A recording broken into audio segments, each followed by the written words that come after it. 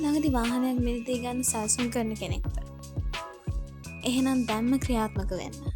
මොකද ඉතා නොදුරු අනාගතයේදී වාහන වෙළඳපොලේ මිල ගණන් උඩි අටකුරු වන ලකුණු පහළ වෙමින් පවතිනවා. අද අපි කතා කරන්නේ ගෝලීය තෙල් අර්බුදය සහ ලංකාවට එන අලුත් බදු නීති නිසා ඔයා දැන්න ඊ-වෙහිකල් එකක් ගන්න තීරණය කරන්න ඕනේ ඇයි කියලා.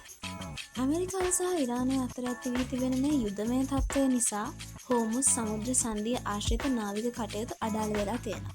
මේ නිසා දැනටමත් බොරතෙල් බැරලයක මිල ඩොලර් 90 ඉක්මවා ගොස් ඇති අතර විශේෂඥයින් පවසන්නේ එය ඩොලර් 120 දක්වා ඉහළ යා හැකි බවයි. මේ යුද්ධය කවද අවසන් වේද කියලා කවුරුත් දන්නේ නැහැ. ඉන්ධන පෝලිම් වල අපි අත්විඳි ඒ කටුක අත්දැකීම නැවත වතාවක් ඇතිවීමට පෙර අපිට විකල්පයකට යන්න වෙනවා.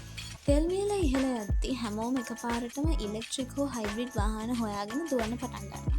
එතකොට ඒ වාහනවල මිලත් ශීඝ්‍රයෙන් වැඩි වෙනවා. ඒ විතරක් නෙවෙයි. එළඹෙන අප්‍රේල් 1 වෙනිදා සිට රජය විසින් පනවනු ලබන අලුත් බදු හේතුවෙන් වාහන මිල තවත් ඉහළ යනු ඇති බවට සැකයක් නැහැ. ඒ නිසා මිල වැඩිවීමට පෙර වාහනයක් මිලදී ගැනීමට මෙය හොඳම කාලයයි. අනිත් අය මිල වැඩි වුණාට පස්සේ පසුතැවෙයි. ඒත් බුද්ධිමත් තීරණයක් අරගෙන දැන්ම EV හෝ හයිබ්‍රිඩ් වාහනයකට ඔයා යොමු වෙන්න. පසුවට වඩා අද වාහනයක් ගැනීම ඔබේ සාක්කුවට මෙන්ම අනාගතයටත් වඩාත් සහනයක් වේවි. මේ තොරතුරු ඔබ වාහනයක් මිලදී ගැනීමට ඉන්න මිතුරන් සමගත් බෙදා ගන්න.